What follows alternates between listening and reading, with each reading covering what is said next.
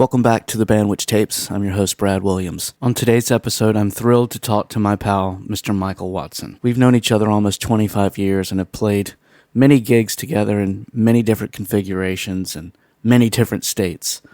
I first met him when he was subbing on a church gig that I was doing through our pal, Mr. Andy Martin. It sparked a friendship and a musical kinship that has lasted to this day. Michael is a great guitar player, great singer, great entertainer, and is a go-to guy in the Southeast and beyond, playing guitar with national oldies acts like the Platters, Coasters, Temptations, Four Tops, Marvelettes, and more. I was lucky enough over the years to play some of those gigs with him, and he's the total package. We talk about all those things and a lot more on this episode, so I hope you enjoy it. So without further ado, here's my conversation with my pal, Mr. Michael Watson.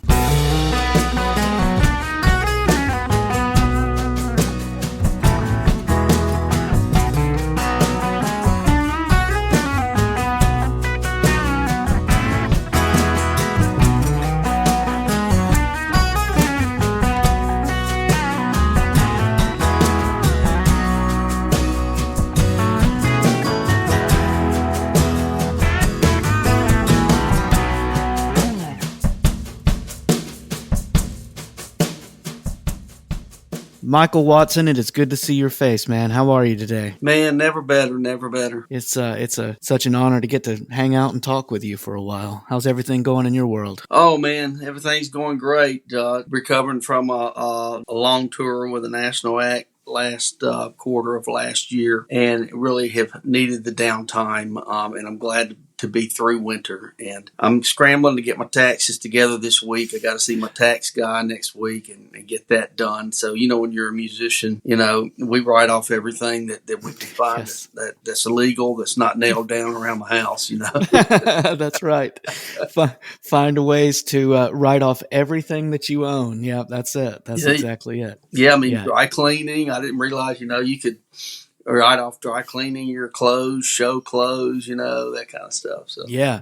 If you work for the IRS, feel free to press stop on this podcast right now. Don't listen any further. I heard that. Yeah, it's all legal. I got a good guy. And he only takes stuff that's legal, but he reminds me of stuff that I just forget. If I didn't have him, I don't know what I'd have done. Yeah, that is the real glamorous part about the music business is tax season and just figuring out how that's when that you dread going in the mailbox every day because there's going to be a 1099 in there waiting on you. It's like, oh, here we go again. Yeah, and I had this discussion with Brian Stevens. Really good drummer buddy of mine, does a lot of gigs with me and the oldies stuff, and we were talking about how in music there is a mix of hobby players, hobby bands, and professionals. And, at least at the local level, in towns that are hiring bands for clubs or either parties or weddings, even corporate, 3 or 4 guys that are just getting together to have fun and really don't care how much they get paid, or either play for free drinks at some of these places. They make the pay for everybody go down and stay down, which is like, pay for club bands is the same as it's always been like for 25 years ago or even further. Yeah, it hasn't changed at all. It's not adjusted to inflation at all. No, not at all. And there's a lot of musicians that won't come out the door for less than a certain amount, and I don't know if that helps them or hurts them. I have a day job, which a lot of us, musicians have to. I'm a professional musician. I play out with a lot of national acts for years and years. But I couldn't, and I play with some folks that do it full time, and they are just humping it day in and day out. Yeah. Sound gig yesterday, jazz gig tomorrow, church gig on Sunday, 2 church gigs, bar gig on Friday, wedding gig on Saturday, 8 hours away, driving. So it's not for the faint of heart. It's funny. We did a gig one time down in Biloxi with the Coasters, the original Coasters, back when a lot of the guys were still alive. And we took a sax player with us that Andy had met, and he's a great player, nice guy. And he'd never done anything like this. And he was just all stoked to do the gig because Coasters, all their signature licks are saxophone. Yeah. And so it's just like a heyday, a play day for a sax player. And so we did the gig, but I mean, we stayed out in the casino, even hanging out with the coasters till like, 2 or 3 in the morning. Well, we had to get up 7 a.m. the next morning and get in the car and head out. The bus was leaving, and I remember getting up and turning on the light, and that guy was like, dude, turn that light off, man. What are you doing getting up so early? I'm like, man, we got to go. We're all going at the same time. Like, we're not sleeping in till noon and getting a late checkout. No. and he said, dude, I'm never doing this again. I can't do this. And I'm like, man, the road takes care of a lot of really, really super talented musicians that otherwise just couldn't do it. Yeah, it is so taxing to it's not built for everybody. It's some people it's hard. Yeah. And I mean, me, I discovered when I moved to Atlanta about 30 years ago, it has been now, I changed from being just a garage 80s guitar player, rock band guy, to becoming a working musician. And Andy taught me about that, Andy Martin. And when I met him and we started, he introduced me to the oldies groups and also the concept of being a working musician. I didn't know what that meant. And I was really afraid that it was going to really screw me up and I was not going to be able to keep my metal mic. That was what I was known by. Where I grew up in Huntsville, Alabama, I was always in metal bands, so everybody called me Metal Mike. Metal Mike. So I'm like, what am I going to do if they find out I'm playing with the Drifters? So speaking of that, I mean, I don't know if you know this, but I was born and raised in Huntsville, Alabama, which they call the Rocket City.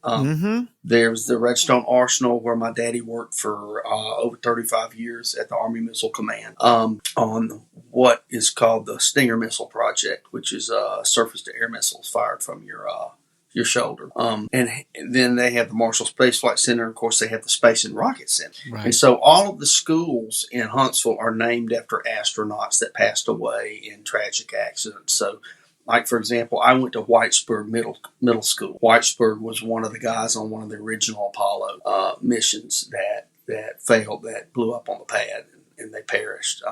So there's Whitesburg Middle School, Ed White, Jones High, Challenger, Butler, Lee High School, and I graduated from Grissom High School, and Grissom was one of the astronauts as well.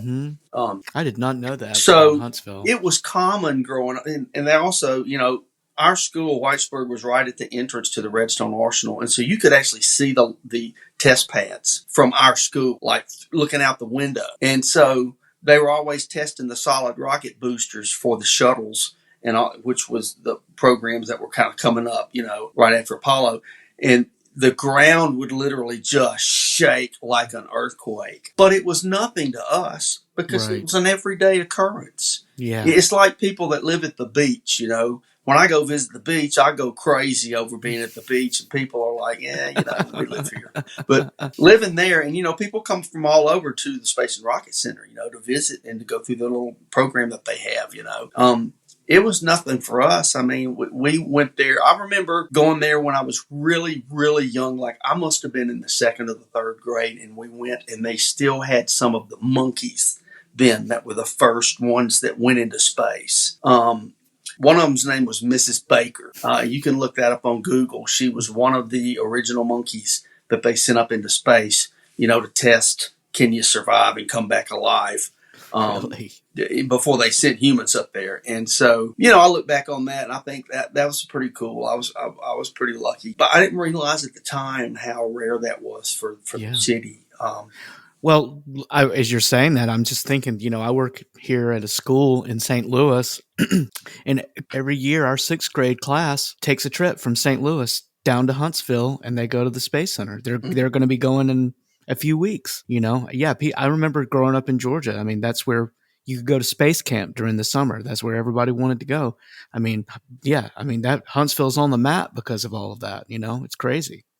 Yeah, and so my introduction to music was by accident. Really, we were over at a friend's house after school, and he was a bass player, really good bass player, and his brother played guitar, and they were jamming, and so they stopped for a second, and I picked up the guitar and was doodling around, and I didn't know what I was doing, and the guy said, "Wow," he said, I think how did you pick that up?" I'm like, "I don't know, I just doodling around." And so he took the guitar and he said, I'm going to turn around and I want to play a note on the guitar, and then I'm going to hand it back to you, and I want you to show me where that note was. And I mean, he was testing to see if I had perfect pitch, but also could I recognize a note and find it. And I mean, I found it right away.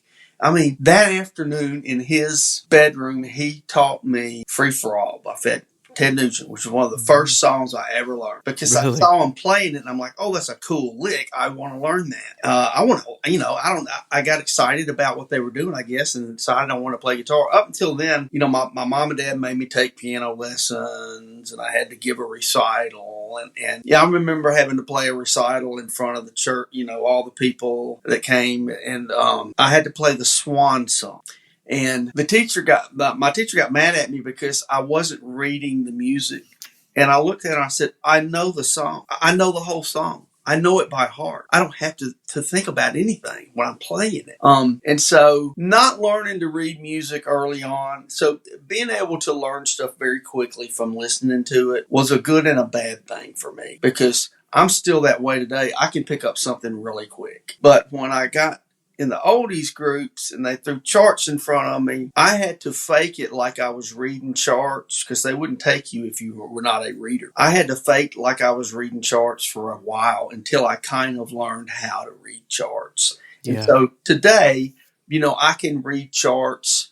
I can sit down there and figure out the little individual notes if I need to. I'm not near as proficient as Andy and all those guys are that I play with, that can just play anything you put in front of them right there and read the notes down in real time.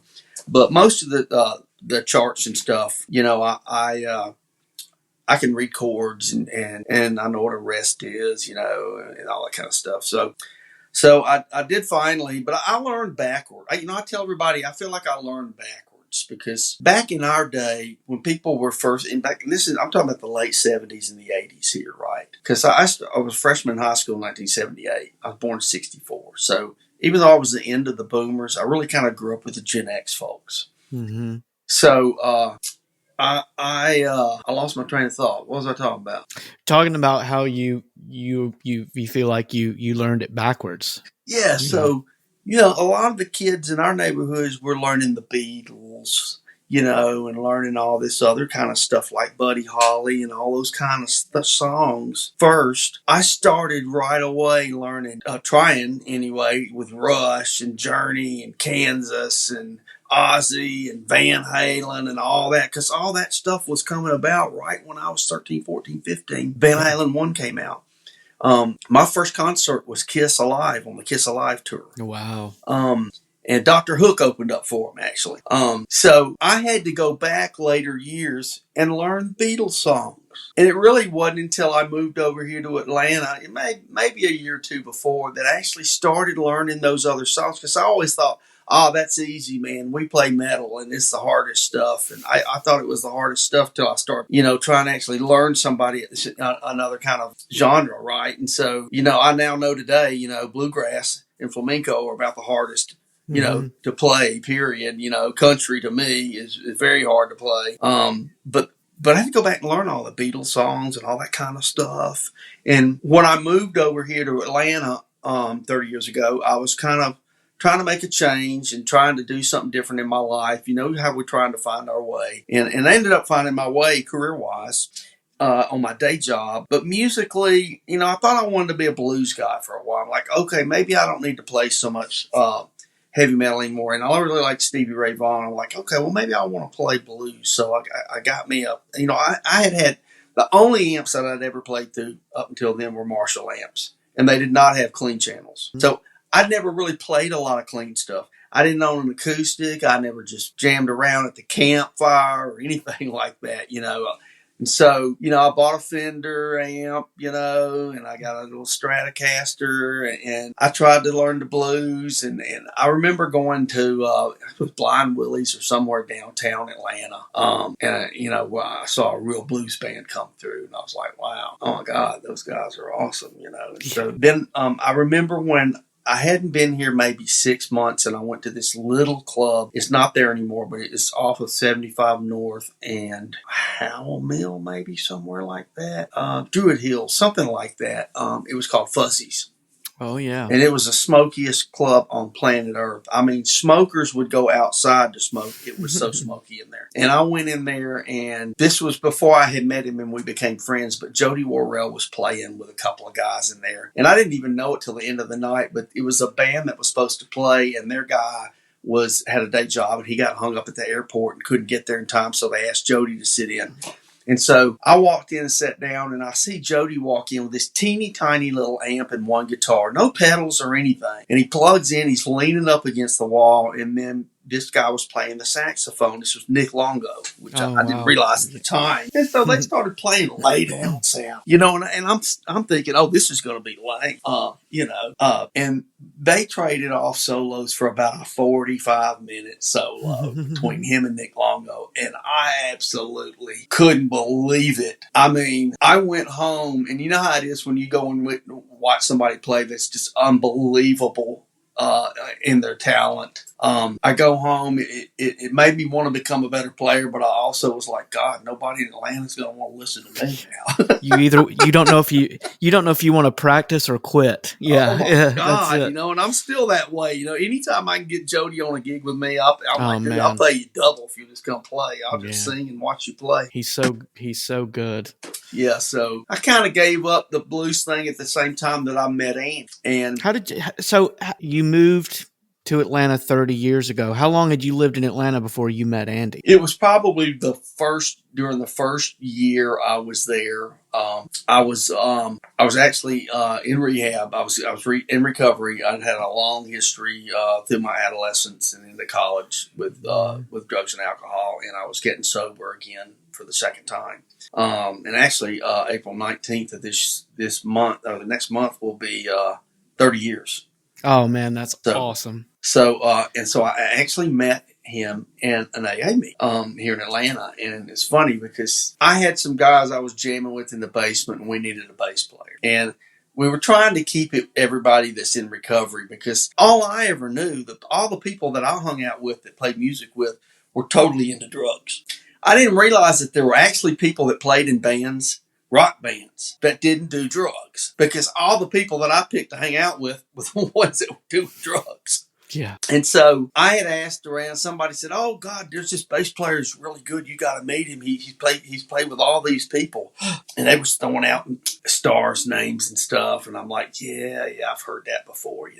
He's probably exaggerating. So I did meet him, and he was telling me he played with all these people. And I'm like, okay. So I'm like, let's get him over to the house and figure out if this guy's any good or not. So we actually got him over to my buddy's basement, and we just started jamming around on some stuff, and we had about a 30-minute jam, and I'm like, this guy's pretty good. He's the real deal. Yeah. And so, at the time, we were trying to get a bar band together to play Stone Temple Pilots, and whatever else was, out there at the time that was cool. And Andy goes, "Well, how would you like to play with the Drifters?" I had no idea who they were. I said, who are they?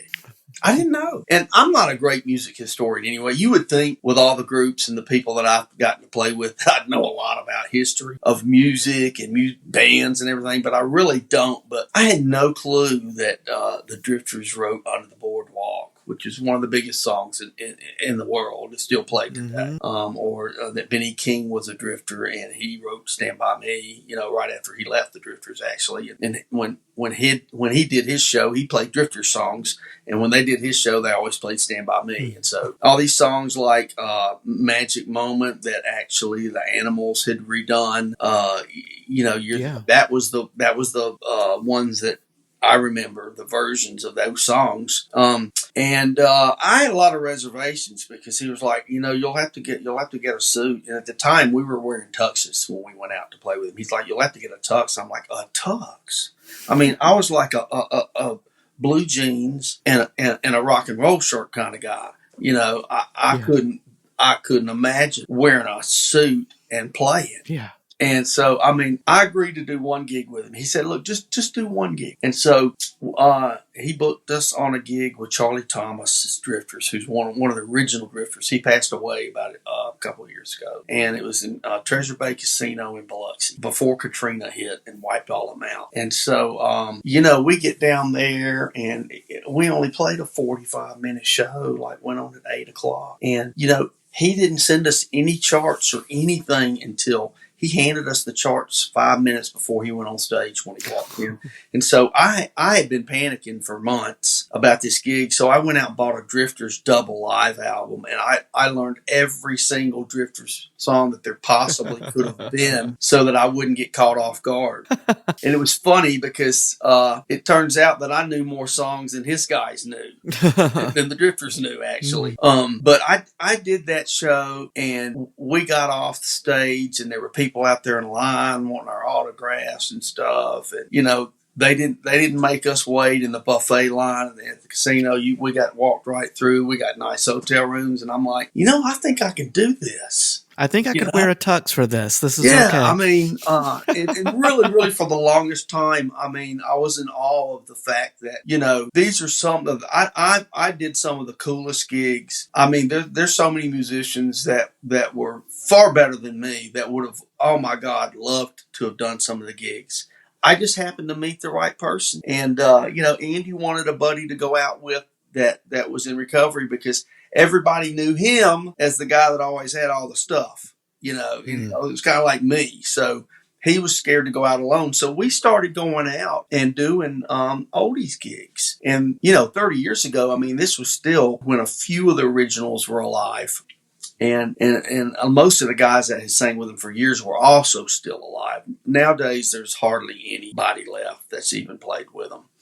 It boils down now to who has the trademark for the performing rights. Because if you own a trademark and you pass away, you can designate in your will who that trademark goes to. Or if you don't designate it, then it goes to your next of kin. And so this is an interesting story about the Drifters. And so, the Drifters had they had a lot of different guys come in and out of the band, even after their first hit record. There was Bill Pinkney and his group, which is out of South Carolina. And then there was Charlie Thomas, Benny King. And so it was a guy named Treadwell that owned the rights to the name The Drifters. And when he passed away, his sister Faye got the trademark. And I can't remember how long ago this was. I think this was almost in the 60s. But when she got the trademark, she took the band across the ocean to Europe and formed a Drifters group out there, and they play throughout Europe now. Really? Totally left the U.S. Because in the U.S., you still had Bill Pinkney, who was a Drifter for a long time and responsible for a lot of their choreography, a lot of their stick, many of their songs too. And, he was like, I'm going to perform with my Drifters, And then we had Charlie Thomas here too, who sang on Spanish Harlem and a whole bunch of others. Faye just up and took the trademark and took off to Europe and had her own Drifters group out there, which none of those guys are original. And she's never come back. And so in the States now, you had some different folks that were different versions of the Drifters that were arguing over who had the right to play where. And so Bill Pinkney and them got the trademark for the original Drifters. You know how you can just change one sentence or one add a sentence or a the or an a or an if or something, and now you can be different. So we played with a bunch of different versions throughout the years. Is there a requirement that do you have to have a certain name in front of it to show that you're this version of it, or how does that work with the rights and the legality of it? Well, so that's an interesting thing because, back in the day, the people that wrote those songs were not the performers. Mm-hmm. And the people that owned the rights to the name of the band were the managers. And so the singers owned neither song rights or the name, but they were the performers. And so they were going out and performing all over the country as their version of the Drifters. And even to this day are still able to do that. There are a few states that have these called truth in music laws, where if they determined if you don't have one guy that has apostolic succession that touched the garb of Benny King, you can't be a drifter kind of thing. Right. You know, I know there was a big deal made about that. But the fact is that none of those guys had written any of those songs. They didn't write the words or the arrangements, and they didn't own the name. Right. Actually, it's a funny thing. Carole King and Lieber and Stoller wrote, two white Jewish guys from New York wrote most of the oldie stuff from Yakety Yak, all the Coaster stuff, a lot of Drifter songs. Carole King wrote "Will You Still Love Me Tomorrow" for the Shirelles. A lot of other people wrote these songs. And so, but a lot of the people that had actually sang with these groups were still singing and had their own group for many years. So fast forward to today, right? We've developed a reputation in the business that if any of those kind of groups come down south, we have a band that can back them up. We can show up at sound check, run through their songs real quick and do a show, and you'd think we've been with them all their life. Yeah. And so we've always done that, but we've never had a particular group call us and ask us if we wanted to go on tour with them all over the U.S. and actually fly us to gigs everywhere. So we did a gig about October of last year, or maybe late September, in Muscle Shoals, Alabama, of all places, which that's a story of its own. I grew up in Huntsville, and I had never been to Muscle Shoals. And, where so much awesome music was made. Yeah. But I was into metal at the time, and I was Metal Mike. So had I gotten on a different track and understood what was going on over there, I probably would have spent time over there.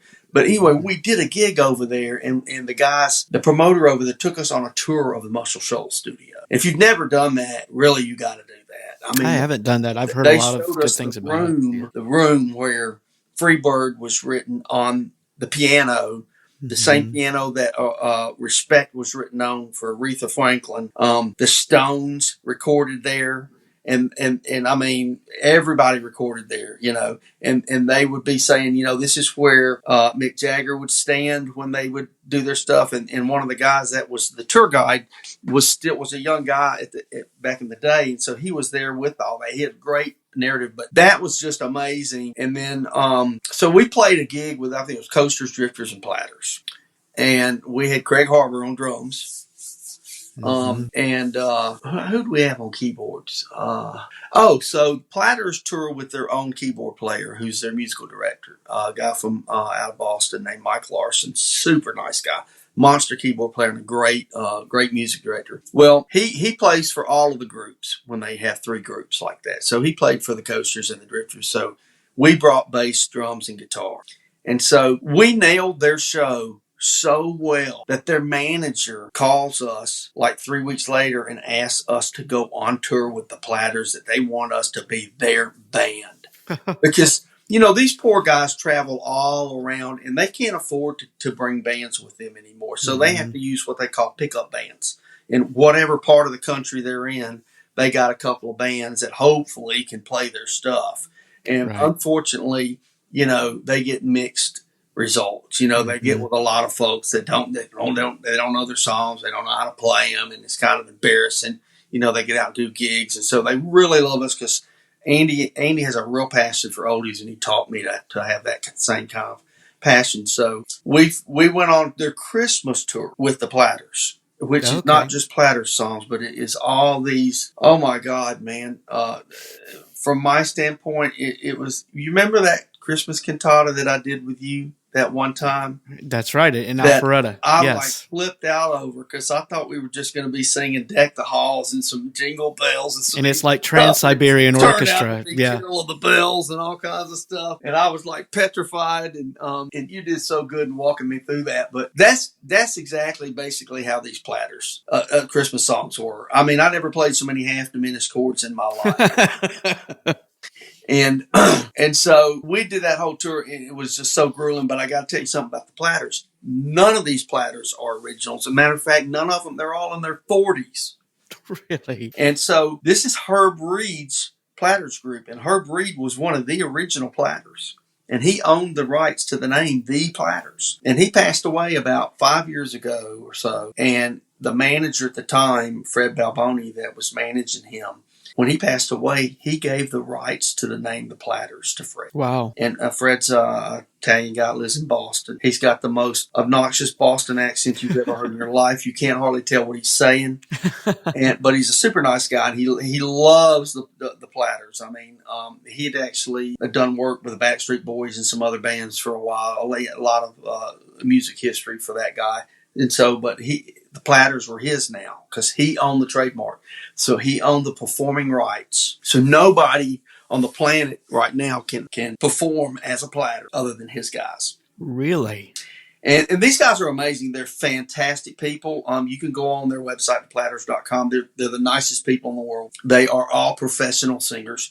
He hired basically, these are almost theater guys, classically trained, very, very awesome singers. Every one of them. I mean, when you hear them warming up at rehearsal, I mean, it's like real singers warm up. You know, they're doing the do, re, mi, fa, sol, la, te, do, and all that kind of stuff. And I mean, you know, coasters, when they come to sound check, they just, hey, you know.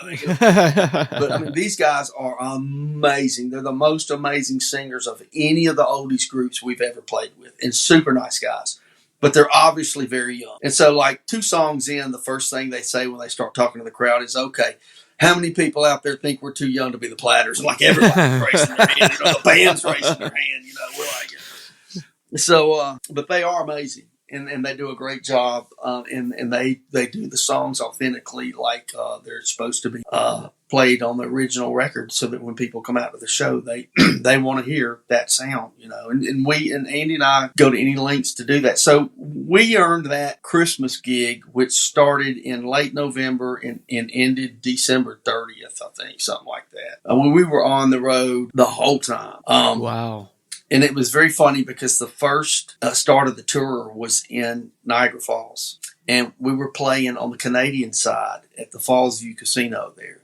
And I had never been to Niagara Falls. And so the Canadian side of Niagara Falls gives you a view of the falls that you just can't get from the U.S. side. And it was just amazing. I mean, it's one of the 7 wonders of the world. You know, it's just an amazing thing to stand there and watch that. And so my hotel room was like on the 10th floor. And at night, they've got lights now that light up the falls and stuff. And it was just amazing. And we played like 3 nights there at the Falls View Casino.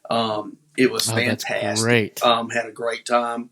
I lost about $1,200, but we had a great time. But the funny thing is they flew us to Boston, and everybody drove, band and everything, and singers caravan to Niagara from Boston, which is like a 7.5-hour drive. And this was on Election Day. Oh, wow. And so we crossed the border into Canada on Election Day. So I was joking with everybody. You know, I said, you know, hey, depending on who gets elected here, they may not let us back. They may not let you come back. Be a firing squad over there or something, you know. But anyway, so that was interesting. But so we did that gig, and then we did 7 days in Laughlin, Nevada at the Don Laughlin Casino, this is a guy that built Laughlin, Nevada. It's about 1.5 hours away from Vegas. And it's like a Vegas for the older retired community. It's not as wild as Vegas, but they got about 6 casinos there. But he built that whole city, this guy named Don Laughlin. And so we played there every single night for like 7 nights. And so when we left there, I was really behind in money. So it's a good thing I got a day job. So, and you know, I got the greatest boss in the world at the job that I work at. You know, I asked him back in November, I said, listen, I've got a once in a lifetime opportunity here. This never came up. I said, can I go on tour with the Platters? I said, you know, I'll work my day job in the day, you know, but when I got to go for sound check and stuff, I got to do it, but I'll catch everything up. And he let me do this, which is just, that in itself is amazing. So I can't say enough for Pat for doing that for me.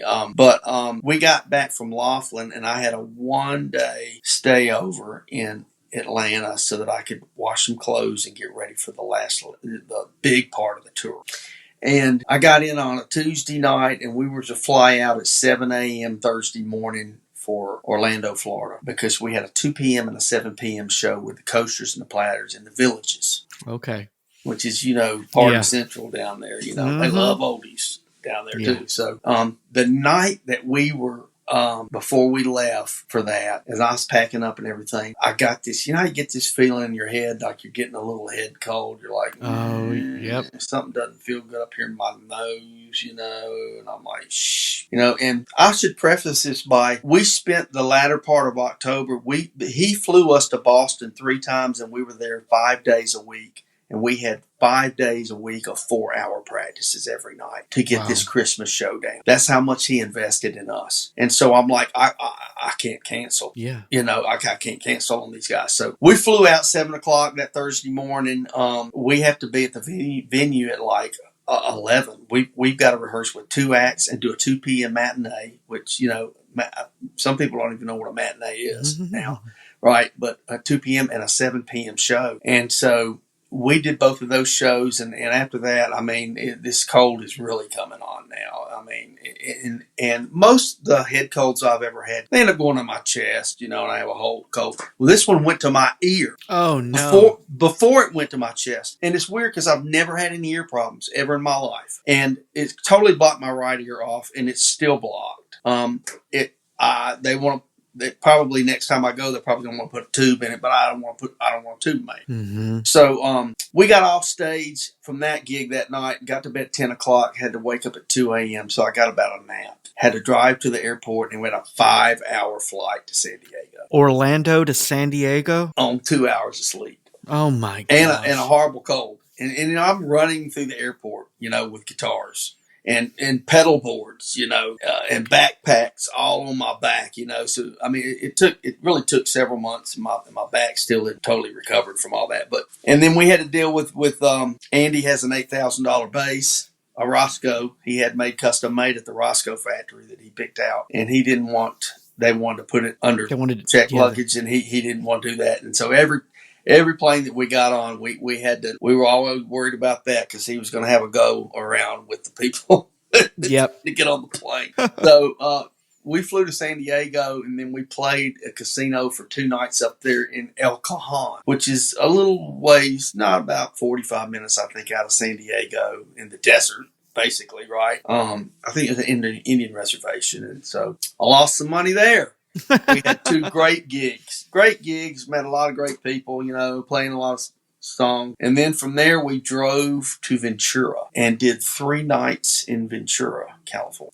So, if you know the map, San Diego is below LA and Ventura is above LA. So you have to drive through LA to get up to Ventura. So after the last show in Ventura, we had a 7 a.m. flight from San Diego to Boston at the end of the tour. So we get off stage from the last show, and we played this great little theater called the Rubicon, right on the beach in Ventura, California, which is just a beautiful place. And, it's California weather. It's 75 degrees every day, and the breeze blowing. Coolest little theater we played at.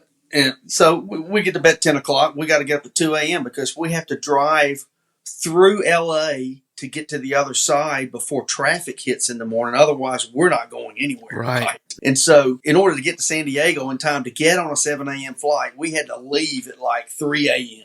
Oh, my gosh. And so here goes another long thing, and I've got this cold now. It's gone to my ears, gone to my head. I got a mask on. Everybody's paranoid of me, And then, so we fly into Boston, and we're staying in an Airbnb. The next day, we play a local gig in Boston, and it was the second to the last gig we did on that tour. The next day was to be our last gig in Providence, Rhode Island. And so we're in the backstage talking to all these guys from Boston, and we're about to go on, and I'm looking at my weather map, and I said, hey, they're saying it's going to snow a bunch tomorrow. And they're like, nah, they ain't going to snow out here, and it ain't no big deal anyway. I'm like, well, it shouldn't be, because, all I've ever heard all my life was up north people talking about how, snow's not a big deal for them. So I said, okay. Well, sure looks like it from what they're saying, right? So the next day, the guy comes to pick us up to take us to, because we had a road manager that traveled with us, really nice guy.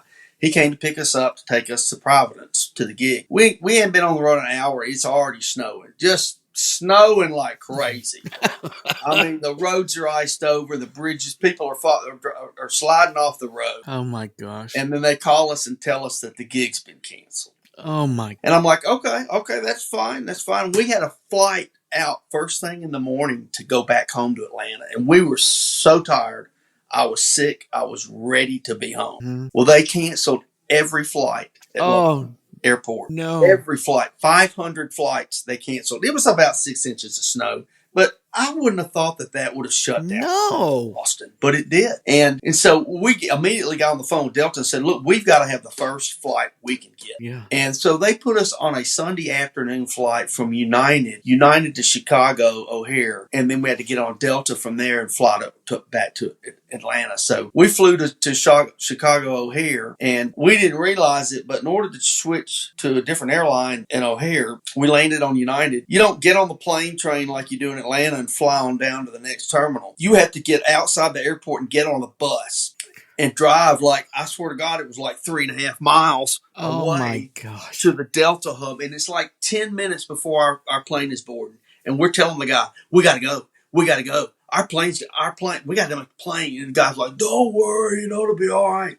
And so we finally get to the Delta terminal that evening, and we are running. I mean, and Andy's like, he's like, I think in early 70s now, and he's had some major health problems. Mm-hmm. And you know, we are flat out running through the airport with guitars, pedal boards, and stuff, just running, dripping in sweat, trying to make that flight. You know, and this was a regular occurrence. So we finally made it home to Atlanta, and by that time, all the Platters had caught my cold. And they weren't able to sing. I mean, you know, hey, I'm a nurse. You know, you can mask up all you want, but if you're in a closed compartment with 6 people for like 4 weeks, I'm sorry. You can have 8 masks on, but somebody's eventually going to catch it. Germs are going to get out. That's it. That's exactly. And plus, it was already going around anyway, you know. So who knows what was in the air? But man, what a fun time! That, you know, and I actually let Andy know, hey, you know, I'm on the gig, the books for a couple of gigs so far this year, but we've never had another guitar player really that does these gigs. We've had multiple drummers we can use, bass players, keyboard guys, but it's always just been me. Yeah. And so we've got a young guy now that's supposed to be really good that Andy's going to be using on some gigs. Because I told him, I said, I'm not doing any more than flying gigs with Platters like that. That I can't do that, you know. And that's just the way that the managers for all these companies do with the Drifters and all of them. They book red-eye flights, the cheapest they can, so that, you know, they can maximize revenue. I mean, it's a business model, you know. It's followed throughout the world from Walmart to wherever, you know, get them cheapest goods you can and charge the highest price that people will accept for, you know. It's unfortunately, it just takes a toll. I mean, those poor singers, I just don't see how any of those folks do that, but they do. And they're I don't know how they can do those late nights and early mornings. People. I've done. I can't remember. I did a handful of those gigs with you guys, and I still have the video. Oh yeah, that's right. I had a video of you doing the Jenny Anderson Theater with me and you, and I think Tony Stiakakis was on keyboards. It was the Marvelettes. Yes. I had that video stick. So I have about 4 or 5 external drives that I've put stuff on through the years because all those videos off of that Zoom thing have just eaten up all of my hard drives on my computer. Mm-hmm. So I'll have to go through them, but I need to figure out how to send that to you. Put it on. I would love to see USB-C or something now and send it to you. But yes, I mean, you know, so it's just a niche thing. But it's fun you know. You know, man, those songs will stand the test of time as far as I'm concerned. I mean, long after we're gone, people will still be singing those songs. And what a treat, what an honor to get to play those songs with, like you have, with some of the original members that even sang those songs. I mean, how incredible is that? Yeah, I remember back in the day, this has been about 15 years now, but I played at the Fox in Atlanta with the Temptations. Wow. And it was, I think, Drifters, Coasters, and Platters opening up for them, so that we were on stage for like 3 hours. And at the time, the Temptations bass singer was on his last leg, and so they brought in the guy from Parliament. Really? Bass, the dude that did the Yippee-I-O thing. Yeah. And he was the nicest guy, and actually he passed away shortly after that. But man, when he sang bass through that huge PA at the Fox Theater, the subs rumbled. I mean, he had such a huge voice, And I always remember thinking, man, those people got it made. They only have to do one thing, but they're so amazing that you got to have it, Gotta have it. And this guy was the nicest guy. And just to, I have people like that and to do those kind of gigs, stay in the green room there where Elvis was when he played there. But hey, and we have all kinds of road stories. I mean, just we've had a lot of fun through the years, and we still do them. But boy, I tell you, that last tour took its toll on me. I'm like, hey, so I've got a Drifters gig in Evans, Georgia, the last weekend of April, and then I'm at the Alabama Theater in Myrtle Beach, July, I think the 19th, something like that, with Forever Motown. That's the one I was trying to get you in on when they come to the St. Louis area. That's 8 lead singers. It's a 90-minute Motown tribute show of all the Motown stuff. And they usually have a lead singer from the Four Tops and a lead singer from the Temptations there. Sometimes a lead singer from the Spinners. We actually did a Forever Motown show the week before we did the Muscle Shoals gig, and it was Theo Peoples, lead singer from the Four Tops, who lives in East St. Louis. I probably need to hook you up with Theo. That would be great. I hear he's actually back with the Four Tops now. Really? So I may need to give you your information if you need somebody, because that would be a treat. He's actually playing with the original Four Tops again. He actually sang with the Four Tops for a while and the Temptations. Wow. But the other gig the other guy that was on this particular gig that we did in Alabama was Larry Bragg, who sang with the Tower of Power. Really? And you want to talk about a treat. I mean, this is one of the nicest guys you'll ever meet. I've got some pictures of me with him backstage. Phenomenal performer, unbelievable voice. And I mean, he just has a charisma. When he gets out on the stage and he starts talking to the crowd, he just has them in the palm of his hand. I mean, you know how you play with people that are like that? Yeah. I mean, we can get out there and play our butts off, and all kinds of stuff, on the guitar, and people don't even notice. But people like him, he just walks out. Just that charisma. They don't even know him until he starts talking, and he just has it. I mean, you talking about a treat, man. And that guy was, and they were getting our number. They were wanting us to do some Tower of Power gigs with them. So, oh man, that's cool. So anyway, that's a great show, the Forever Motown show. We just did one about a month and a half ago, sold out show, standing room only. It's about a 6-piece band, 2 keyboard players, sax, bass, drums, and 8 singers. The lead singers for the Marvelettes are the women singers. One singer from the Drifters and the Coasters is there, and the singer from the Temptations and the Spinners and the Four Tops. So we do a little bit of their stuff. So it's really, really, it's a fun gig to do. So I'm looking forward to it. And the Alabama Theater in Myrtle Beach is an iconic theater. Yeah, absolutely. All kinds of crazy acts have been through there. Plus it's at the beach. I mean, I love beach gigs. Yeah. I can't turn down a beach gig. No. What is that? Are you still doing a weekly gig at Guston's? Yeah, I'm still there. I've actually we've been there over 14 years now. Wow. I'm actually not playing this Wednesday. I actually can play when I want to. The band is good enough now that they can actually play without me and do pretty good. The guy at the club does say that when I'm there, it's a significant difference in how much money they bring in. Really? Which I probably take that as one of the best compliments that I've ever. That's awesome. I really honestly consider myself an average player. But, in order to do some of the gigs that we do, it's not so much at whatever point about how great of a player you are, amazing, but they've got to have people they can count on, and they know will be there. They know will be sober. They will know their stuff. And Andy and this group has that reputation. Yeah. And so I learned all that from him. So it's funny because the Guston's gig was never meant to be anything like it turned out to be. Actually, we had a lead singer at the time when we first played at Guston's. His name was Michael Allen. super talented guy. He could sing any song and make it sound great. And he was so good. It was called the Michael Allen Radio Show at the time. And he wouldn't even let me sing. I mean, it took some time for him to let me sing backup. He wouldn't even let me sing a song. But he was that good. I mean, we'd just play all night. He'd sing every single song. He could sing anything. It was amazing. But as what happens with a lot of us, he had alcoholism and it caught up with, and he lost that gig. Well, he's still around Atlanta. He's a great guy, super singer. But I mean, there's a lot of people. I mean, drugs and alcohol are a big struggle in this world for a lot of people. Kids nowadays growing up with these vapes and stuff, and this crazy stuff and fentanyl on the streets. It's just crazy. It's a sad thing, But when we look back at the concoctions that our grandmothers and them used to buy off of the back of the stagecoach and what all that stuff had in it, chloroform and cannabis and cocaine and morphine and alcohol. Well, hell yeah, I'll drink one of those.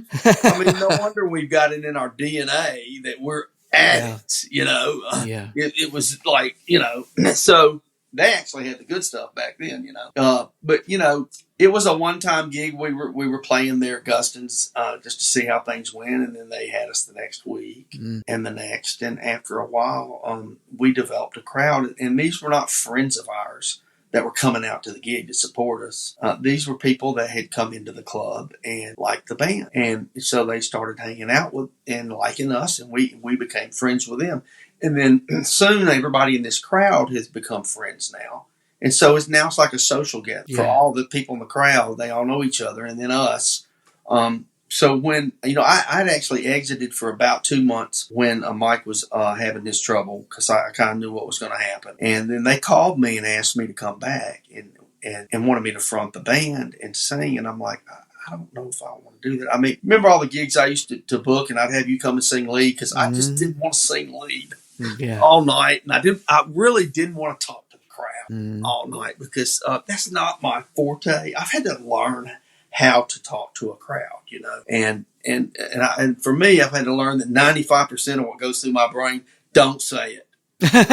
Just say, hey, how you doing? Hope you have a great time tonight. But so I gave it a try, and I did it. And we play 3 hours straight with no breaks. Because the first time we took a break, everybody realized it was a weeknight and they went home. Yeah. Because that had to go to work. So we played straight through 7:30, 10:30, no breaks. And you know what? Through the years of singing 3 hours a night like that every single week, my voice has gotten stronger. And I've learned how to sing through fatigue, even when I'm fatigued. Mm-hmm. And I've learned different ways to sing now. Songs that don't tire my voice. It's an adaptation kind of thing. Really never had a lot of lessons. Probably should have. But, and then, as far as talking to the crowd and stuff, I learned so much from watching these oldies guys perform and how they work crowds. Mm-hmm. Always introduce the band now. Always introduce the band. Stop and recognize your band members and introduce them. I always do that. That's just something you do now. And the crowd gets to know everybody. Yeah. And when they get to know them like that, it feels a little more personal. And we've been kicking it. I played last week. We actually did a downtown Atlanta gig about a month ago now. The Bourbon and Barbecue Festival in downtown Atlanta at Centennial Park. Nice. And we were the last band on a huge outdoor stage. And by that time of day, everybody had a lot of bourbon and barbecue. More bourbon than barbecue, probably. But it's apparently this is a festival that travels around the U.S. Okay. And our the guitar player knew the promoter, and so he got us the gig, and that was so much fun, man. Yeah. Playing basically headlining an outdoor festival like that, a huge stage. I mean, full production and the whole deal. Probably the biggest, probably the biggest PA that I can remember singing out of. When we first started doing the oldies gigs, Early Clover, who's still alive, he's actually from Dublin, Georgia. He sings just like Otis Redding. He's been one of Cornell Gunter's coasters for years. He's Cornell's cousin, and when Cornell passed away, Early kept his version of the coasters going. And he had moved back. So they've been in Vegas for years, but he had moved back to Dublin for a while, and he was playing. He asked Andy and I if our band would play with him every night down at this club in Macon. and do his show, which was mainly a lot of Otis Redding stuff, Try a Little Tenderness, stuff like that. I mean, just an amazing singer and frontman. And so we played Tuesday, Wednesday, Thursday, Friday, Saturday from like 8 to midnight at this club, and then drove back to Atlanta, got up and worked our day jobs, got off our day jobs the next day at 4. And you know how traffic is. I've done that in Macon before. I drove to Macon, and we did that 4 days in a row. Now, we were younger back then. Yeah. Okay. And so then Saturday, they had asked us to open for the Ohio Players at the Macon Coliseum. Oh, my gosh. And so we had to go set up at the club and play a set at the club, tear down, go over and set up at the Coliseum and open for the Ohio Players. And when we were done, we had to tear back down, go back to the club, and set back up and do another gig, hour at the club. So we're set up on the stage, and we're opening for the Ohio Players. Early Clover's opening for the Ohio Players. So the guy comes out there and he's talking. You know, we're all out there in place. The curtains open. Everybody's screaming. It was a sold out show. I mean, the Ohio Players are, you know, amazing. Yeah. And they had so much PA everywhere. There must have been 40 monitors on that stage. There was just a wall of monitors everywhere. And so he turned around and said, "Ladies and gentlemen, Early Clover." And he walks off and everybody's screaming. And we're all looking for Early. And we're looking on all sides of the stage, and nobody sees Early. Like a minute goes by, nobody sees Early. And we're looking around. Andy turns around, points at me. And I'm like, I knew what he wanted me to do. Start singing, buddy. Start playing. Yeah. So I started playing 634, which is an old Wilson Pickett song. That was the most amazing moment of my life, I got to tell you. Well, first of all, since he when he pointed at me, I'm like, he says, I don't know, I knew what he was telling me. He didn't say anything. He says, I don't know where Early is, but we're starting the show now. Mm-hmm. So he points at me. So I got to talk through that microphone because I had a mic on me, and I said, Macon, Georgia, are you guys ready? I mean, my voice sounded like God Almighty coming out of that PA. I mean, this was an unbelievable. You know how concert PAs are. Yeah. I mean, this was amazing, and we got a huge just applause. They loved the band. We did our song, and then Early standing over there halfway through the song, he finally comes out, and he's standing on the side of the stage going like this. You know, me. Yeah. We got him out there. We did a great show, and we actually hung around for a minute after the show and talked to the people in the audience, and they were like, man, you guys were great. But that was really a highlight of my music career. Oh, that's awesome. Just being able to actually sing through a huge, unbelievable PA like that, you know.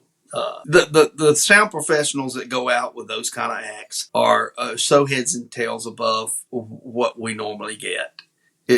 It's unbelievable. You know, it's like going to see your family practitioner and then talking to a neurosurgeon for a couple hours. Right.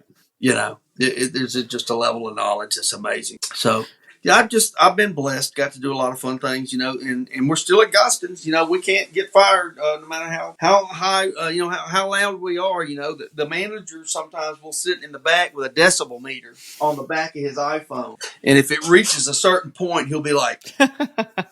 It's like playing at the trolley barn. I don't know if you ever played at the trolley barn. No, this is not jazz. We're not alcoholic. Yeah. But, you know, we have to really kind of keep the volume low because it's a lot of the older crowd that comes from the community, the retirement communities. Yeah. You know, they want to dance. And I think one of the things that really got us that gig for the longest time is we could all do the rock and stuff because that's second nature to me because I grew up doing it. But I throw in the oldies stuff. I throw in Only You know, when I do it, I make sure the band's doing the version that they do now, you know, and all their stick and stuff. And I just remember people like, I wouldn't have never thought that band would whip that song out. Right. You know? Yeah. And so a lot of the older crowd was like, wow, you know, I really like these guys. And then I share with them a little bit of experience, you know, like one of the third songs we do Into the Night, you know, we usually start off something like with Sweet Melissa or something, you know, just to get started low key. But we do Rockin' Pneumonia. Now that Johnny Rivers had a hit with that in the 70s. But the guy that had a hit before that was called Frankie Ford. And he was from Metairie, Louisiana. He was like a Liberace guy, the way he dressed and everything. His main hit was Sea Cruise. He had a hit called Take Me on a Sea Cruise. Mm-hmm. He also had a hit with Rockin' Pneumonia back in the day. So, and we gigged with Frankie a couple of times before he passed away. And so I always kind of tell the story that this is a Louisiana feel song, and I do Frankie Ford's version of it. And boy, you talk about some weird gigs, man. Frankie'd only play about four songs. He talked more than he played. He'd tell jokes for about 20 minutes. Do the hits and go to the house. I mean, he got out there on stage one time. I mean, we're already in the crowd screaming, and Frankie comes walking out there, and he's like seven or something at this time. And he sits down at his piano, and he's slunched over, and he looks up the audience, and he said, "I've had so much medication."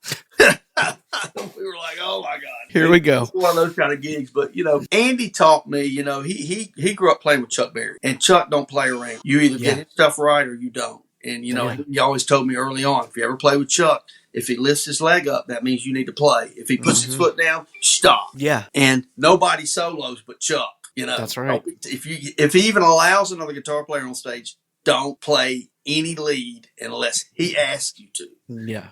And so, he won't ask you to. Well, he does tell me that he tell the story of this big festival that they did, and he brought his guitar player friend along, who was a great guitar player, was so stoked to be playing with Chuck. And they're on stage and they're playing one of his songs, and Chuck pointed to the guy to do a solo, right? So he does this great solo, and then it comes around and he decides he wants to go for one more. Well, Chuck had already pointed to the keyboard player for his turn to solo, and the guitar player's doing one more. And he doesn't see Chuck because his head's back, and he's just like, oh no. Chuck went over and grabbed his plug from the guitar and unplugged it, threw it on the ground. And Andy said the guy looked up and said, "Man, he unplugged my shit." So thank God I've never had that happen to me, but I mean, there's always a level of anxiety performing with these. A lot of them are iconic folks, and especially the Temptations guy playing with a guy from the Temptations. And it's because you want to honor those songs, and you want to you don't want to give anything but the best you can give because those songs are worth it, And and I mean, it's really hardest on the drummers on those gigs because they like tempos a certain way. It may not be the way that you listen to it on the show tape from the band that they sent you, because a lot of those bands are pickup bands and they didn't play them right anyway. And it might not be the same tempo that you did at soundcheck either, right? No, you're right. I mean, I did a show with the Drifters one time in New Orleans for the mayor. This was back when Nagin was the mayor there years ago. And we were like on the 8th floor of some hotel downtown New Orleans. Horrible load-in, worst load-in I've ever had. And we're playing in one side of this ballroom, and on the exact opposite corner is a Beatles tribute band. And so they play a set, we play a set, they play a set, we play a set. So we get to the rehearsal, and we're going over under the boardwalk, which is in G, original key, and the guy's like, I can't do that, I can't do it. Got to take it down, take it down to F. So take it down to F, and I'm like, okay, cool, no problem. So we get to the show, and Boardwalk's the last song, of course. So we start playing on the Boardwalk in F, and the guy turns around and goes, what key is that? And I'm like, what's F? That's what you said. He said, no, G. And so we went like, it's like, I'm sure some people in the audience were like, but that's not the worst one. We actually played at the University of Georgia with the Drifters. And this was a guy that was actually original Drifter. He was probably in his 80s, and he was waxed. I don't know if it was just medication or a combination of drinking and medication. This guy was waxed, and he came out. He had some young guys with him, and he had a big music stand with all his words on it. Chris Corso was playing keyboards. And we do Up on the Roof, and it's in A flat. And so as soon as we get done with Up on the Roof, we start right into Save the Last Dance, which is in E. So we just come out Up on the Roof, and now we're playing Save the Last Dance. Well, he forgot to turn his pages, and he starts singing Up on the Roof again to Save the Last Dance. In quite a different key. In quite a different key. And Corso starts flipping out, because you know how Chris is anyway. Mm-hmm. He's a little anxious all the time anyway. Great guy. he senses this, and so he starts going, da, da, da, da, da, da, da, starts playing the Up on the Roof lick in E. This guy sings Up on the Roof again in E, the entire song. And these old blue-haired ladies on the front row sitting there looking at each other like, didn't we just hear that song? That's kind of weird, And we were just sitting there with a straight face because, we the show must go on, up, man. Oh Some of the my things that we've gosh. had to go through with the oldies gigs, it's funny because some of these guys are so old, quite frankly, they have to prop them up on stage. I mean, there was one guy for the Drifters that he'd just sit on the stage the whole gig, and then when it's time to sing his song, he'd get up, sing his song, then he'd go back and sit down. I mean, he was probably 88 years old. Yeah. He's like, no, I'm not going to stand up out there. Yeah. But we're blessed. I'm blessed Yeah. music wise. Laura and I have been married 17 years. We live in Woodstock. We just had a saltwater pool put in our backyard last year. We're getting it ready here for spring swinging in a little bit. Yes. So we just got back from the casino this last weekend in Murphy. We took a little bit of a beat. Next time I come to St. Louis, I've got to come win my money back up there. I'll see if I can make it. I'll see what I can do. I'll win once and then lose the next two times and then win a little. Yeah, that seems to be our luck too. I think I'll be up there the week of the 7th of April. Okay. I'll be up there. We got a couple of new people starting on my day job. Excellent. So, but man, you and I have done so many fun gigs through the years, man. You're so multi-talented, man. Your vocals, your bass playing, your drums. I mean, you probably play guitar great too. I mean, I'm not much of a guitar player. I like to play. I play keyboard, not too much these days. I probably would like to get back in it a little bit, but yeah, I was thinking about that. About you and I met through Metropolitan Church of God through Andy Martin. You were subbing for Steve Cunningham. That's how you and I met. And then we went and just started playing gigs with each other all over the place. And dude, I couldn't sleep the night before that gig. I was so scared of subbing for him because he's such a monster player. And I was so paranoid. That was like the first church gig I'd ever done. Well, that was a good band too, Yeah, it was a really good band. And that Larry and Clint and Luis and Andy and man. And it turns out, that most of those praise and worship songs, unfortunately, now are just like 80s songs. Yeah. And so that was really easy for me. I mean, I could just kind of listen to it, kind of tell where it was going. Yeah. Yeah, I remember when Andy tried to get me to come to the Beaufort Church of God one time. I grew up in the Methodist church. I'm a believer, and but he kept wanting me to come to the Beaufort Church of God where he was playing, and I'm like, man, I hear that they, got snakes and do weird stuff there. They're not gonna flip out on me, or me. He's like, no, he's not like that. So when the Sunday that I decided to go, I get up there and I'm on the front row, and I mean every 5 seconds they're standing up and sitting down, standing up and sitting down. They got their hands in the air, and I mean, I don't have really any issue with that at all, other than that I grew up in the Methodist church, and that's really not what we do. Mm-hmm. And in the middle of this guy's sermon, this lady just flipped out. Apparently she got the spirit or whatever, and was carrying on and carrying on and carrying on. And the poor pastor was saying, bless you, sister, darling, God's blessings. And he finally had to have the bouncers take her out. That's what it is, right? And they did it with love and put hands on her, but they got her out the door finally, because I don't think she ever stopped on the way out the door. And I was like, looking over to Andy, and Andy was like, but, we've done so many fun gigs together. I think the worst part of the gigs that we did was the load in. All the gigs we did at Lake Lanier where you got to go down the hill like it normally to get to the beach in 102-degree weather. Down that huge hill, and then we did all those gigs out in Louisiana. You did that gig where we had the 8 horn players. The 8 horn players. That was my first gig that was the first gig I played in Louisiana. Yeah, was there. That was amazing. And I told all the guys, I said, listen, I know none of you guys know this guy, but I said, he'll show up and he'll know every single one of these songs like he's been playing with us the whole time. And you were just amazing. And that, seeing you, I mean, that was a grueling drive.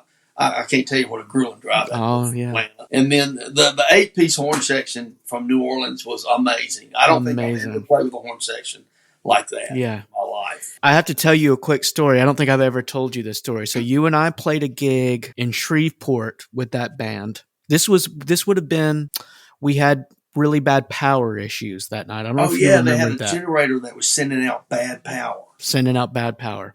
Yeah. So on my way to the gig, I was running a little bit late. I needed to get gas. I was like, I'll be fine. I'll get gas as soon as the gig's over. Well, couldn't find a gas station open anywhere. So I start trying to drive down the interstate, and I ran out of gas on the side of the highway. And Michael, to say I was in the middle of nowhere. Oh my God. So I called AAA through State Farm, and it was going to be hours until they could get there. Yes. So I had to call 911. That was the only place I could get. So I called 911. A police car shows up and said, I can take you to the next exit to get you some gas. So I had to ride in the back of a police car, stand in line to buy a $30 gallon gas tank to fill up. I drove back in the police car, filled it up, put my gallon of gas in.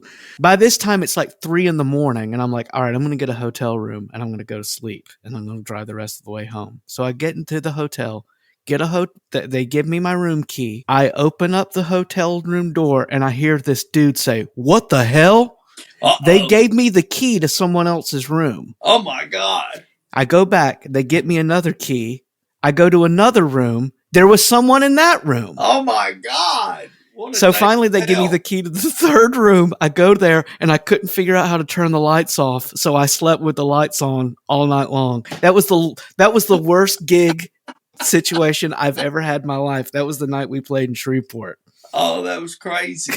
I think that was under like a tent somewhere. Yes, like it was. A weird farm or something. A weird farm. Off the road, and the generator they had. I think they had so much outdoor stoves and stuff plugged into it from the caterer that it sucked all the power, and they were only pulling like 105. Yeah, the speakers kept cracking, and yeah, it was a mess. Yeah, so, and that's actually why I've gone back to playing Fender amps, because I was using a Supro forever, and those are amazing amps, but they're very, very particular. They don't like the cold. If it's cold at all, they don't like the cold, and they don't like generators. When we did that outdoor gig downtown Atlanta, my buddy's playing a Fender Deluxe Reverb. His amps had no problem, sounded great. My Supro sounds dirty the whole time. It couldn't clean up, and I figured out it's getting bad power. Really?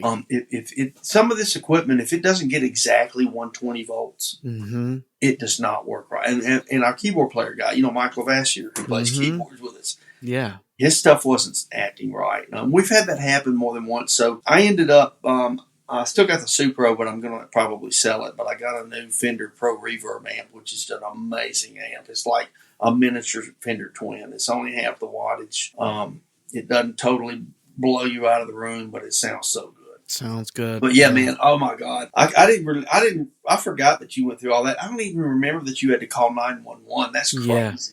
And really, they came and got you. They probably didn't have anything else going on that night. They picked me up and carried me in the back of the police car. It's the one time in my life I've ever ridden in the back of a police car. Thank goodness. Wow. And then of course, you and I. I'm not going to mention the name of the band, but you and I played in a bunch of gigs in a band together. That was very stressful. Oh my God. We had a lot of those were, thank goodness we had each other, right? Because that's the only thing that made it fun, because that a lot of that band was not. Oh my God. They used to beg people to dance over the microphone. And I just wanted to cry. Yeah. I mean, and Andy did some of those gigs with us, and Andy doesn't have as much buffer as we do. Mm-hmm. And he can't resist wisecracking. Yeah. And I remember him at gigs, going up to them and whispering, would y'all let Mike do a song? Would y'all let Mike do a song? It's not because I'm so great, but I know from playing with the oldies groups, I can see the people in the room, and I know what song we need to call, and what song we don't need to call, know? Yeah. Like when I'm at Gustin's with the Gustin's band, Michael Watt, the other guitar player, he's an 80s rocker. He's an amazing guitar player. He's a great lead player. But if you ask him to call a song, he's going to call a rock song. And I'm like, nah, these people here want to dance, they're looking, we have to do a mix, I learned to read the crowd, really, at Gustin's. But no, that, boy, I tell you, those were the days, man. I don't know if I ever told you this story. I may have told you this the last time you and I played together. The singer of that group came, the last gig I ever played with that band, the singer came up to me during the set and said, "You need to look like you're having more fun." And I looked at her and said, if I was having more fun, I would act like I was having more fun. And they never called me again. And I was fine with it. It was just too much. It was just too stressful, man. Well, and too, that's saying a lot coming from you because you're one of the nicest guys in the world, you know. And it's like I have a fear of being embarrassed on stage. I'm with you, brother. And that's one of the reasons why, to the best of my musical ability, I try to learn everything I can and pick the right songs, you know, and all that stuff. And I've had some buddies in town here that I'm playing with them this Friday. They're phenomenal people. They're great folks. They're great singers. They're okay guitar players, but they play everything their own way. Mm-hmm.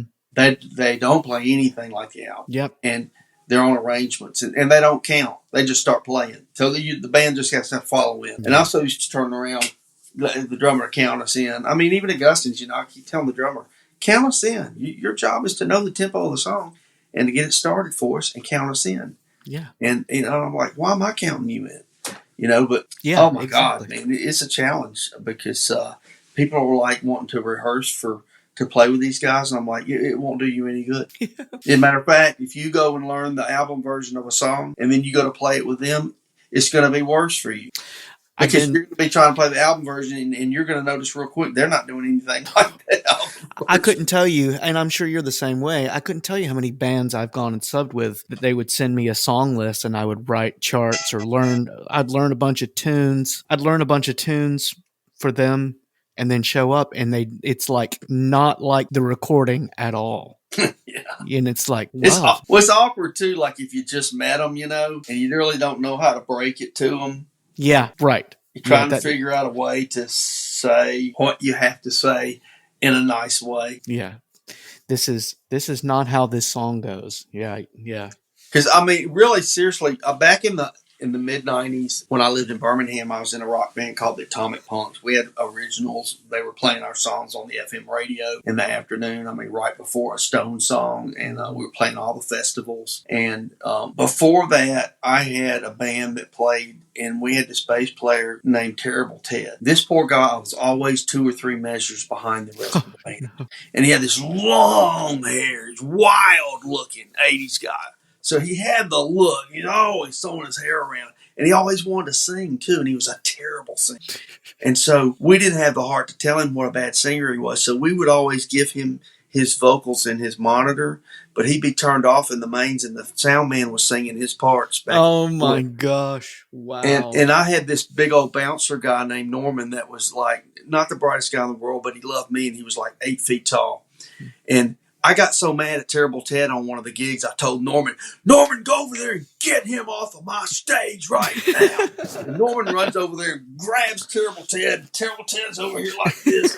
They're trying to play, and Norman's dragging him off the stage. This guy played through 2 Sun heads and 2 double 15 Sun caps. Oh my gosh. And the loudest bass I've ever heard, obnoxious and always 4 measures behind the band. So he earned the name Terrible. I was going to say, he lived up to his name. Wow. Poor guy. Poor guy. You know what? And you've given lessons to people before. There's some people that I could teach them how to play a G chord, but I cannot teach them time. I don't know. Some people just cannot pick up time. Yeah, I don't know, maybe a drummer could show them or something, but I could never there were some students that I had that could never pick up rhythm. And I think, it came to me naturally.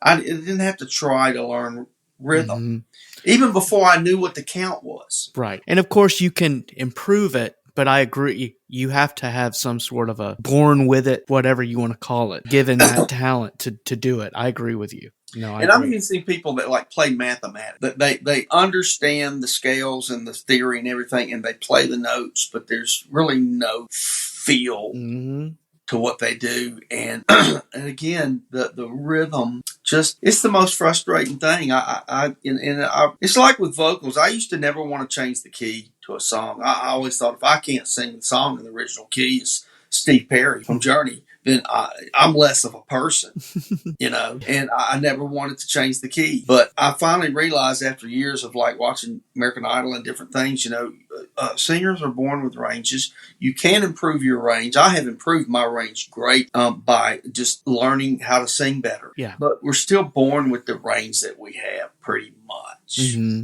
And if you're if you're a baritone, probably not going to be singing a lot of soprano. Yeah. Not gonna You were talking about it earlier, and I was going to mention it. You were talking about how much, your voice has gotten stronger doing those 3-hour gigs. I would say too, at least for me, the biggest strain on my voice playing gigs are the breaks. When they've got the house music turned up and you're trying to come around and talk to everyone that's come to hear you and you feel like you're yelling, I feel like that wears my voice out way more than singing ever does, you know? Oh yeah, and that's what I do at Guston's a lot. When I'm done singing a couple of songs that I've been belting on, because I'm a loud singer. I mean, I leave everything I got on stage when I get done. I have to tell the band, talk to the crowd for a minute. I need to get a drink of water. Talk to the crowd. Say something. Say hi. Tell a joke. I get it. Get some help. But yeah, man, was singing 3 hours, And so it's funny because after we have this kind of arrangement, understanding that they don't like us playing a lot of rock until 10 o'clock. Between 10 and 10:30, we can play some rock because that's when most of the older people go home anyway. And the few people that are still in the bar are okay with hearing some rock. So, at 9:59, I'm looking over at our guitar player who's like a metalhead, and he's waiting for the 10 o'clock bell to ring. We go from playing Sam Cooke to TNT by AC/DC, or Immigrant Song. Last week we did Immigrant Song. And so one of the songs that I'm able to sing now that I was not able to sing before, for whatever reason, is we do 25 or 6 to 4 by Chicago. And Michael Vassier was an amazing keyboard player. He does all the horn parts. But we actually had a horn player join us on stage last week that just happened to show up. And he happened to know that song. And I can actually hit those notes, all the notes that guy hits. Wow. There's a couple of songs like that. Like we've done Feels Like the First Time by Foreigner before. I've learned some kind of way to sing just up in my upper register a little bit by actually switching registers instead of trying to sing my chest voice up into that, or my head voice like I used 2 years ago. I finally found a way to transition up in there and still make it sound full. And that's just from it's an athletic thing. And it saves you too. Singing a lot. And it's good. It saves your voice, especially if you're singing a lot. So, you got anything going up in St. Louis? I know you've been doing some gigs and subbing for some folks, but so I've been playing. The only thing I've been doing is I've been playing at a church. I played a few weeks at a church near the house. Just roll in on Sunday afternoon, do a quick rehearsal, play one service, and I go home. That's really all I've been doing. I've been doing a few, friends in Atlanta will send me a song and I'll put bass or a vocal on it and send it back to them. And that's really been it, man. I just wait for Michael Watson to come into town, and then that's when I play some music. I don't know, man. I'll be honest with you. I've kind of enjoyed a little bit of a break. I was pretty fried, but around the time we moved here, just from as much as I had played in Georgia, and then was pretty busy in Louisiana too. And then when we moved here, I was like, I want to take a breath for a little bit, Well, too, as we get older, I mean, I just turned 61. I'm getting picky about the gigs that I do because I'm with you, man. And how often I play them. It's like I'm not going to kill myself and do 3 gigs in 1 week. Why do I want to do that to myself? So I do have a question for you. So what is the difference in the churches in St. Louis versus the churches in Georgia? Well, and that's a question I don't really know the answer to because this is the first time that I've played at a Catholic church. Oh, okay. I am playing so my wife's cousin goes to this particular Catholic church. We were at my daughter's choir concert at school, and my Gina, who's my wife's cousin, she was at the concert. And my daughter's in choir with a girl whose dad is the music minister at this Catholic church. And Gina introduced us, and she said, you need to get this guy to come and play at your church. So he and I talked, and I went over to his house and played and sang a little backup with him. And he was like, yeah, man, come and do it, So we're doing contemporary praise and worship music, but we also do like the full, all the different elements of mass. And but from what I understand, there's a lot of contemporary churches in the area that do the same kind of thing. I don't know if it's like the North Point First Baptist Woodstock. I don't know. I don't know if it's the same kind of thing as Atlanta was or is. But for me, I'm just rolling in and playing at a Catholic church, so it's kind of crazy. Yeah, I remember one of my old bosses that I had at a day job here in Atlanta moved to Vegas years ago and took a job so she could be close to her daughter in California. And she was big at the Baptist church here off of Johnson Ferry Road in Atlanta, Johnson Ferry Baptist. Yeah. And so she'd been out in Vegas a year or two, and I met her when I was up there for a conference, and we were having dinner and talking. I said, "So what's the difference in living in Las Vegas and in Marietta, Georgia?" And she said, "Well, in Georgia, we have right and wrong." I said, "Here in Vegas, there is no right, there is no wrong." Yeah. Well, and I suppose it's the same here. It just depends on what part of St. Louis you're in, Yeah. I mean, it's a little more. It's a different culture a little bit, from definitely from the Southern culture and stuff. Good people though, plenty of good people up there. Nice yeah. So yeah, man. Still married to my sweet wife. Just turned 61. I can't believe I'll be eligible to take Social Security next year if I want to. I mean, awesome. I can't believe I would ever even be collecting Social Security. I can't. I don't picture myself mentally. I don't see myself where I'm at. I don't think you are, man. I look. You're still you're rock and roll Michael Guitar Watson to me, man. I don't know. It's crazy. I appreciate it, man. I don't know if you've had Brian on your podcast. I have had Brian on here. But, he's playing now with a big up and coming country band called Nashville Nation. No kidding. He's doing a lot here in Atlanta. He's all over Facebook right now. They're going to be doing, I think, a house gig at Mad Life this summer. Oh, wow. Big venue here in Woodstock. Yeah, I've played there a few times. He's posting a lot of videos about it. I might have to go out and see him sometime. But I think the first time I played with Brian was close to 25 years ago, and always enjoy getting to play. I don't know if I think on the only oldies gigs I've ever done were with Craig. I don't think I've ever done one with Brian. Maybe I have. I can't remember. But yeah, we did that Motown show we did a couple weeks back. Andy got COVID like 2 days before the gig. Oh no, like bad COVID, and he's like, I can't do the gig. I can't do the gig. So they had to fly a guy in from New York that knew the show to do the Motown show with us. And so me and Brian drove up together, just him and me, in my big F-150 truck to this was right outside of Charlotte where this gig was. I think that city was called Monroe, maybe, North Carolina. Beautiful theater, sold out show. But we drove up on Friday night, which was Valentine's Day. And I'd already had Valentine's with my wife earlier that week because I knew as a musician I had a gig and we were going to be traveling. So we're and Brian's dog bit me. Oh, what? We were over at his house. And I pulled up to the garage, and we were loading his cymbals. It was a gig where we had backline, but we were loading his cymbals and stuff. And I'm walking up to the door that comes out of the house into the garage, and the dog is barking, and he's got his foot there. Well, I thought he was trying to stop the dog from getting out, right? And it was a little tiny weenie dog. And I'm like, okay, oh, what a cute little dog. And I've been to his house a million times. I don't ever remember having an issue. But his dog was one of these little, it was a weenie dog, but this little dog was muscular and like this long snout, like 8 feet long. And he reached out of that garage and took a chunk out of my leg. I mean, I was bleeding. I'm like, holy crap, man. I mean, I've still got scabs that are. So anyway, his dog bit me. That started the gig off, right? And then so on the way to this gig in Monroe, I looked over at him. I said, it's Valentine's Day. I said, basically you're my date tonight. and Brian's like, oh my God, I didn't think about that. How much worse could it be? And so I said, look, I'm paying for dinner. And I said, I want to eat somewhere really good. So he's like, well, there's a Logan's Roadhouse. I'm like, no, I want to eat at like a real expensive restaurant. Find us one off the road here because he's real good at that. So we stopped in Clemson and went to this swanky steakhouse and had about $150 steak meal and prime rib and all this stuff. And I'm like, you're a pretty good date, man. But it was pretty sad, I'm like, Brian, did you ever think you'd be stuck with me? If you knew last year that you were going to be stuck with Michael on Valentine's Day. His dog bit me too. I told him, I said, 40 years from now when I'm in the nursing home and I've only got one leg, I was telling Brian, yeah, I remember when your dog took a chunk out of my leg. That's it. Brian, if you're listening to this, you're gonna owe Michael a prosthetic leg someday. So get ready, buddy. Get your checkbook out. He is a great guy.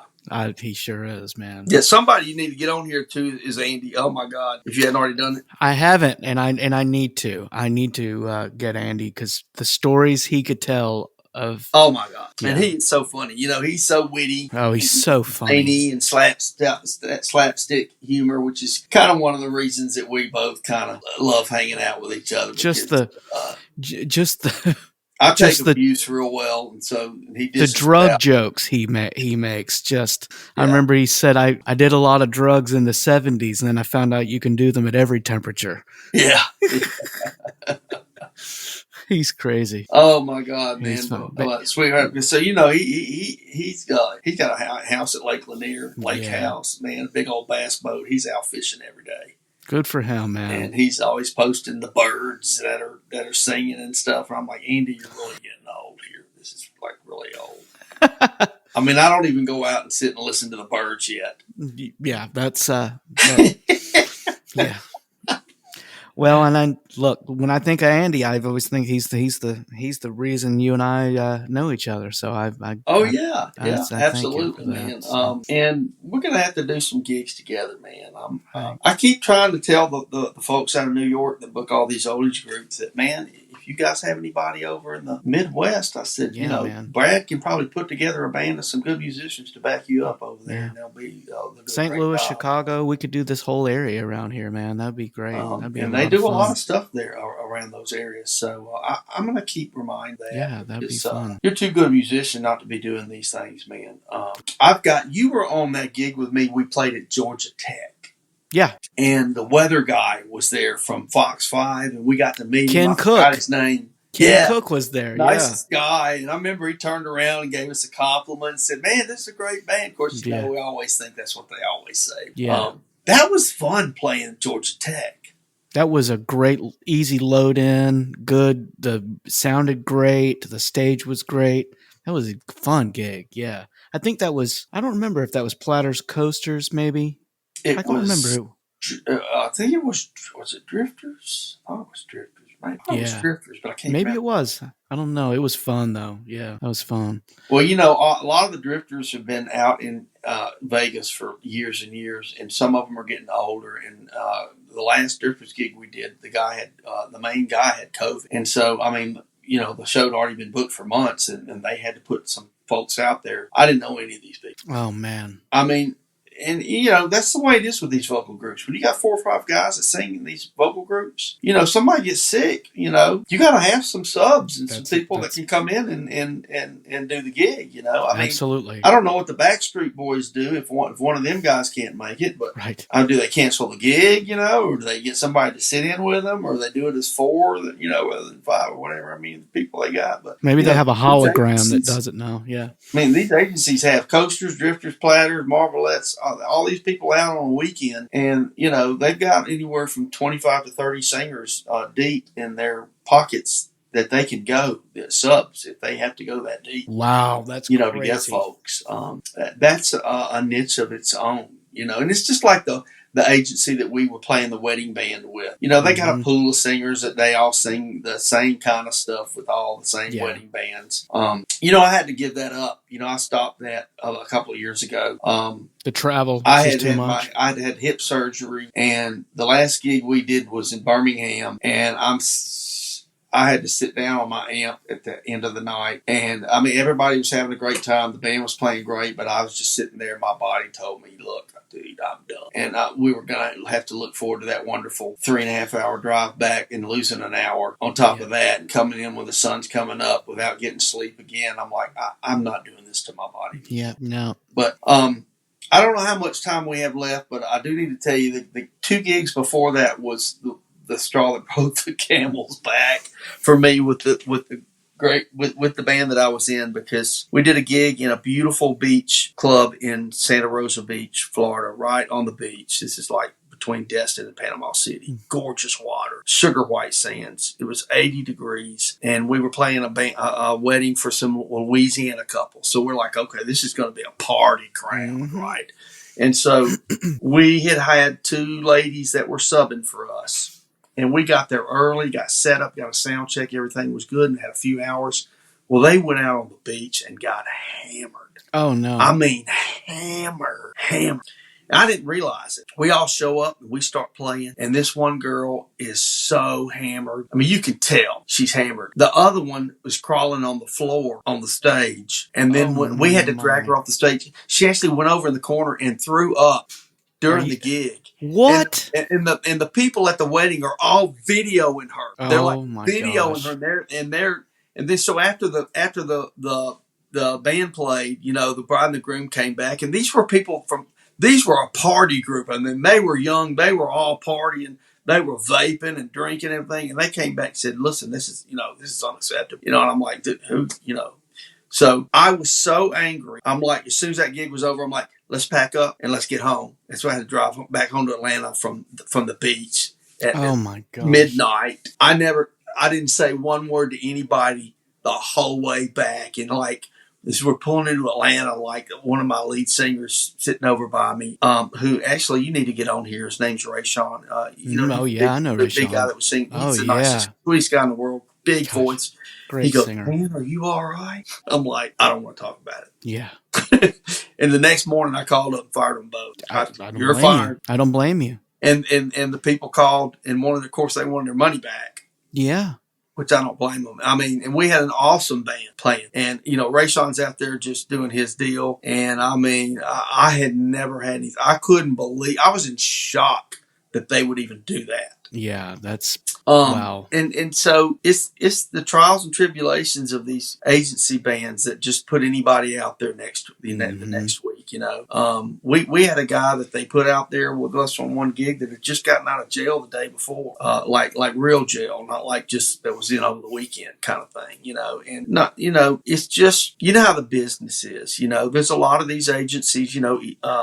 I won't name their names, but they have 10 or 15, 20 bands out on a weekend, and they make a lot of money, and they'll put anybody, they want out there, Well, and the client will watch a video of a band. Oh, yeah. And then another band will show up to play their gig. Yeah. It's not anywhere near, Yeah.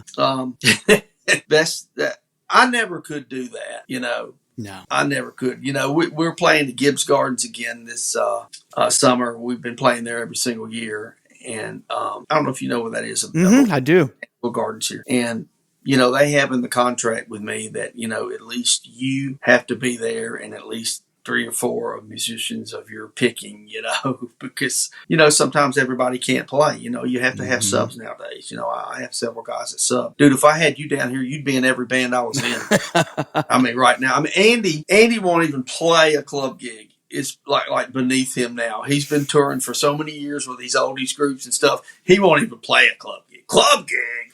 I'm not playing a club gig, but I still like it because it's fun and I kind of get to do my thing. And, we talked about that before, sitting in for other folks in their band and doing things like that. That gets a little old after a while, especially when, I think you have a talent level and me at a level that, I look forward to playing the Guston's gig. It's a mile from my house.